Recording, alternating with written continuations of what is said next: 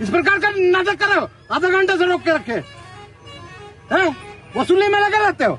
नहीं sir, no entry. क्या no entry है? वीआईपी गाड़ी जा रहा है, तमाशा बना के रखे हो। सामने लड़के लोग लगे हैं सर। क्यों लड़का लगा है? बदतमीज कहीं के।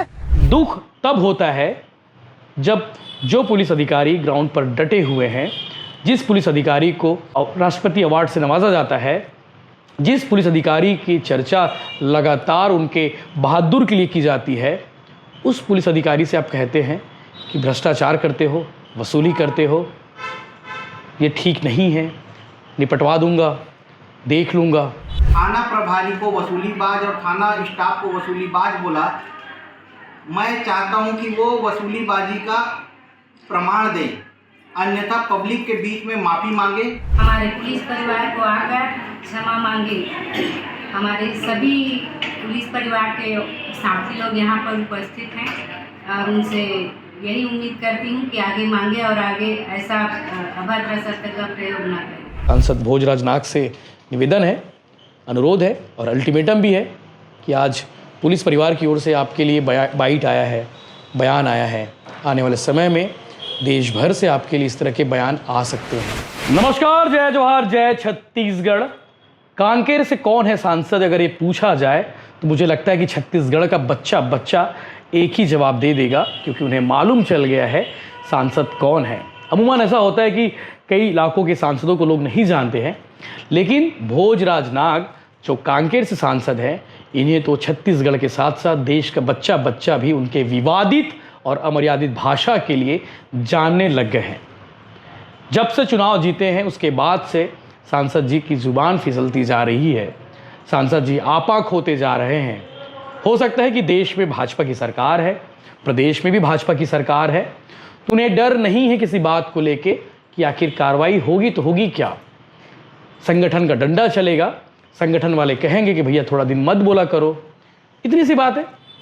लेकिन दुख तब होता है जब जो पुलिस अधिकारी ग्राउंड पर डटे हुए हैं, जिस पुलिस अधिकारी को राष्ट्रपति अवार्ड से नवाजा जाता है, जिस पुलिस अधिकारी की चर्चा लगातार उनके बहादुर के लिए की जाती है, उस पुलिस अधिकारी से आप कहते हैं कि भ्रष्टाचार करते हो, वसूली करते हो, ये ठीक नहीं है, निपटवा दूंगा, देख लूँगा। शायद ये भाषा की अपेक्षा देश की जनता, प्रदेश की जनता इन सांसदों से, इन माननीय सांसदों से नहीं करती है। बड़ा सवाल तो एक और है कि देश को कहा गया है कि देश के गृह मंत्री अमित शाह ने कि छत्तीसगढ़ को और देश को आने वाले 2026 मार्च तक नक्सल मुक्त कर दिया जाएगा। लेकिन कैसे होगा ये? जो अधिकारी, जो कर्मचारी, जो पुलिस के जवान, जो सुरक्षा मोर्चे पर डटे हुए हैं, नक्सलियों से लोहा ले रहे हैं, नक्सलियों का सफाया कर रहे हैं, उनको आप मनोबल गिराओगे तो ये कैसे हो पाएगा? मनोबल गिराने वाले कोई और नहीं है, कहीं और से नहीं आए हैं, छत्तीसगढ़ के सांसद हैं, बीजेपी के सांसद हैं। जो वीडियो आप लगातार 2 दिनों से देख रहे हैं, जिस पुलिस अधिकारी की चर्चा हो रही, बात ये हो रही है टीआई रामेश्वर देशमुख के बारे में अगर कुछ किसी भी पुलिस अधिकारी से पूछोगे तो वो बताएंगे कि इनकाउंटर स्पेशलिस्ट है और छत्तीसगढ़ में सबसे बड़ा इनकाउंटर हुआ था नक्सलियों का, उसमें जो लीड रोल थे रामेश्वर देशमुख और एक लक्ष्मण केवट, इन दोनों को आप जानते होंगे। इन्होंने सबसे ज़्यादा नक्सलियों का सफाया उस ऑपरेशन में किया था कांकेर में। अब उसी रामेश्वर देशमुख के ऊपर आप ये आरोप लगा रहे हैं, आप ये कह रहे हैं गाड़ी में बैठे बैठे कि वसूली करते हो, मनमानी करते हो, ये नहीं चलेगा। अरे साहब, पहले स्थिति को आप समझ तो लेते कि आप किस पर्पस में किससे कह रहे हो और किस बात को लेके कह रहे हो। सांसद भोजराज नाग के साथ ये पहली बार नहीं हुए हैं, लगातार एक के बाद एक बयान देते आ रहे हैं। पिछले दिनों एक ठेकेदार से बातचीत कर रहे थे, कह रहे थे तेरा बाप बोल रहा हूँ। उससे पहले और भी उनके वीडियो वायरल हो चुके हैं, बताने की ज़रूरत नहीं है, आपने कुछ ट्रेलर में वीडियो देखे होंगे उनके, आगे भी आप देखिएगा। हम कोशिश करेंगे उन बयानों को एक बार फिर से आपको रिकॉल कराए। और आज एक बार फिर से इससे चर्चा हो रही है क्योंकि रामेश्वर देशमुख के बारे में जो जानकारी है, आज उनके समर्थन में पुलिस परिवार के जो पदाधिकारी हैं, संयुक्त पुलिस कर्मचारी एवं परिवार कल्याण संघ के जो प्रमुख है उज्ज्वल दीवान, आज भानु प्रतापपुर थाने पहुँचे और वहाँ जाकर उन्होंने एक ज्ञापन सौंपा है और अल्टीमेटम दिया है सांसद भोजराज नाग को। कहा है कि आप अगर माफ़ी नहीं मांगते हैं पुलिस परिवार से, अगर आप माफ़ी नहीं मांगते हैं रामेश्वर देशमुख से, तो आपको आने वाले चुनाव में जीतने नहीं दूंगा। उज्जवल दीवान की बात आप आगे सुनेंगे। उज्जवल दीवान ने ऐसा क्यों कहा है आपको आगे वो भी समझ आ ही गया होगा। भानु प्रतापपुर में आज गहमा गहमी रही और मुझे लगता है कि जब ये वीडियो अपलोड हुए सोशल मीडिया पर, इंस्टाग्राम पर, फेसबुक पर, यूट्यूब पर, टीवी न्यूज़ पे, अखबारों में, उसके बाद से सांसद भोजराज नाग को लगातार ट्रोल किया जा रहा है। ट्रोल करना भी चाहिए। एक ईमानदार पुलिस अधिकारी के साथ अगर आप इस तरह से बदसलूकी करते हैं, इस तरह से व्यवहार करते हैं, तो शायद आपको ट्रोल किया ही जाएगा। पार्टी संगठन से भी डंडा चलेगा। आज इस विषय को लेकर भानु प्रतापपुर में प्रदर्शन हुआ। थाने के बाहर इकट्ठा हुए पुलिस परिवार कल्याण संघ के। उज्जवल दीवान ने जो कहा है वो भी आप आगे सुनेंगे, लेकिन उन्होंने एक ज्ञापन सौंपा है, एक पत्र सौंपा है नरेंद्र मोदी जी के नाम पे। देश के प्रधानमंत्री नरेंद्र मोदी जी, उनके नाम पे उन्होंने ज्ञापन सौंपा है, जो कि भाजपा के सांसद है और भाजपा से मोदी जी भी हैं। तो उन्होंने ज्ञापन में लिखा है कि आखिरी लाइन बताता हूँ। कांकेर सांसद भोजराज नाग द्वारा पुलिस कर्मियों के खिलाफ अभद्र भाषा का प्रयोग करने व उनके समर्थकों द्वारा थाने के अंदर पुलिस वालों को लाइन से खड़े कर झापड़ मारने की बात कहने और घटनाक्रम का वीडियो वायरल करने पर सांसद भोजराज नाग और उनके समर्थकों के खिलाफ में कठोर कार्रवाई कर ईमानदार पुलिस कर्मचारियों को न्याय दिलाने का कष्ट करें। ये उज्जवल दीवान है, अध्यक्ष है संयुक्त पुलिस पर कर्मचारी एवं परिवार कल्याण संघ के। और इन्होंने जो बातें कही वो उसको भी आपको आगे सुनना चाहिए। उसके बाद आप तय करिएगा कि सांसद भोजराज नाग बार बार इस तरह के वक्तव्य क्यों दे रहे हैं, इस तरह के अभद्र भाषाओं का प्रयोग क्यों कर रहे हैं। क्योंकि देश के गृह मंत्री अमित शाह ने कह दिया है कि आने वाले 2026 तक, मार्च तक छत्तीसगढ़ से, देश से नक्सलियों को सफाया किया जाएगा। और जब जब कोई नक्सली इनकाउंटर होता है, नक्सलियों को खात्मा किया जाता है, उसके बाद हमारे देश के राजनेताओं की ओर से बयान भी आता है, पुलिसकर्मियों का हौसला अफजाई किया जाता है, उनकी बहादुरी को सलाम भी किया जाता है। लेकिन उन बहादुर पुलिस जवानों के साथ, उन बहादुर पुलिस अधिकारियों के साथ जिस तरह से वक्तव्य चल रहा है, जिस तरह से उनके बारे में कहा जा रहा है, उससे उनका मनोबल ही गिरेगा साहब। उन्हें सपोर्ट की ज़रूरत है, उनके मनोबल को बढ़ाने की ज़रूरत है। आपको मालूम होगा कि बस्तर से अधिकांश खबरें आती है, ये पुलिस के जवान, बीएसएफ के जवान, आईटीबीपी, सीआरपीएफ, सीआईएसएफ, तमाम जितने भी फोर्स हैं, वो सभी अपने परिवार से दूर रहते हैं, अपनों से दूर रहते हैं, महीनों महीनों घर नहीं जाते हैं। और इसीलिए वहाँ से खबरें भी आती है तनाव की। वो तनाव में आकर खुदकुशी भी कर रहे हैं। अगर इस तरह की चीज़ें उनके साथ होगी, उनकी ज़िंदगी में होगी, तो बड़ा मुश्किल हो जाएगा 2026 तक, मार्च 2026 तक छत्तीसगढ़ को और देश को नक्सल मुक्त बनाने में। आगे आप समझदार हैं।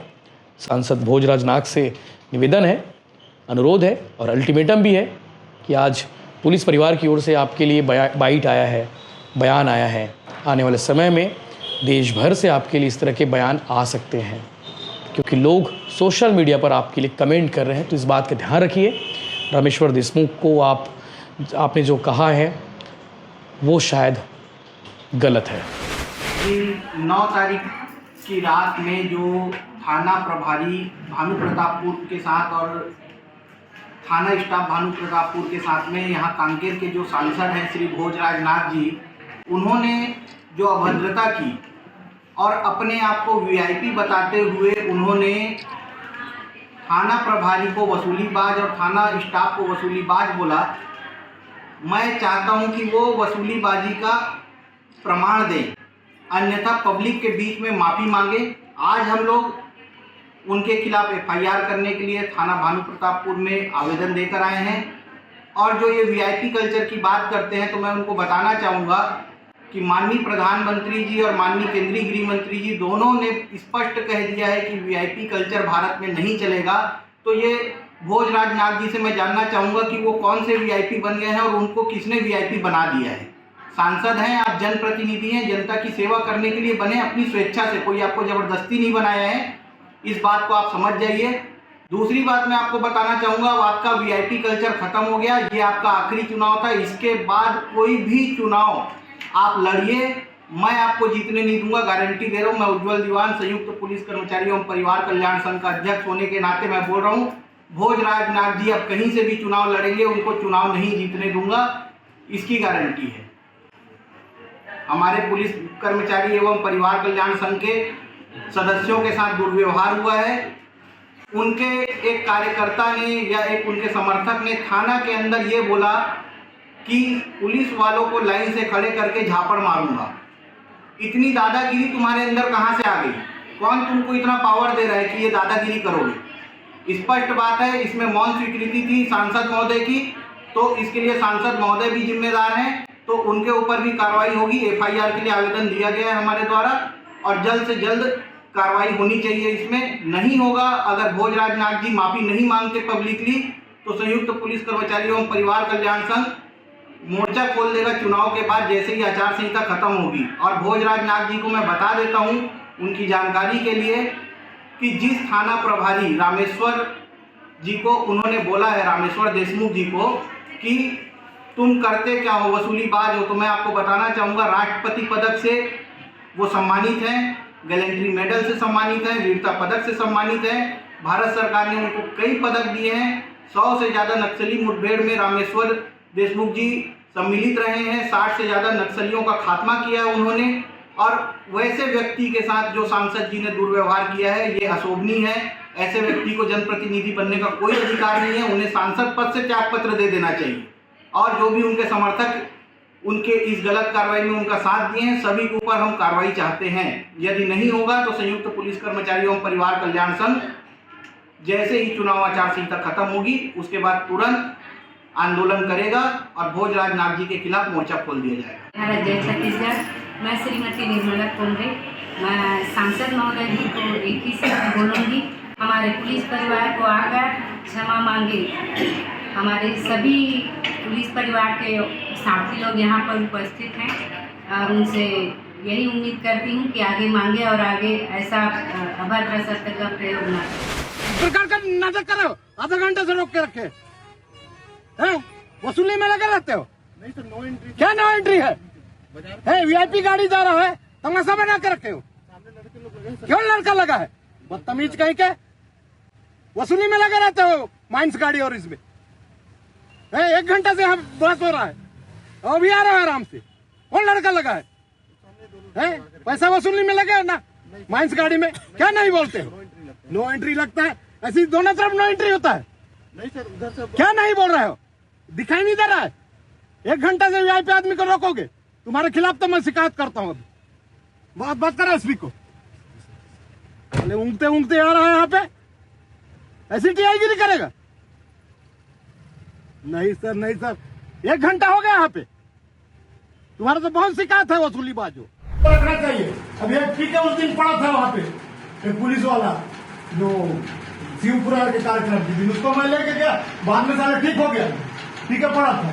इस प्रकार से नहीं चलने वाला। 4-5 महीना हो गया है, 6 महीना बाद मैं फिर से भूत उतारने का काम करूंगा, क्योंकि जिस गति से काम होना चाहिए है नहीं, पुराने मानसिकता के कुछ अधिकारी हैं, वो अपनी मानसिकता त्याग दें और 6 महीना बाद हम जब काम करेंगे, उस काम में किसी प्रकार का रोड़ा नहीं आना चाहिए।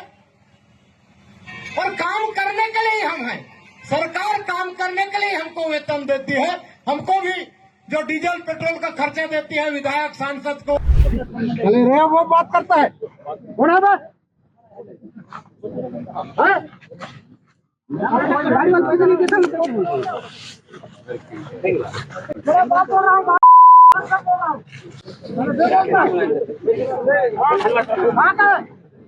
रिपोर्ट दर्ज करो, इसका पेमेंट नहीं कर रहा। नंबर दे, नंबर दे, समझे? कौन हटिया?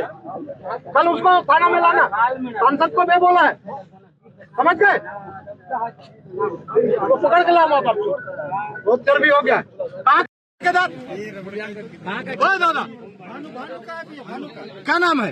अजय साहू। उसको कल तुरंत FIR दर्ज करना, पकड़ के लाना। सांसद को वे बोल रहा है ये पब्लिक के बीच में। तो कौन है? तो ये बात करा रहा है तो अजय साहू, अजय साहू। ये बोल रहा हूँ।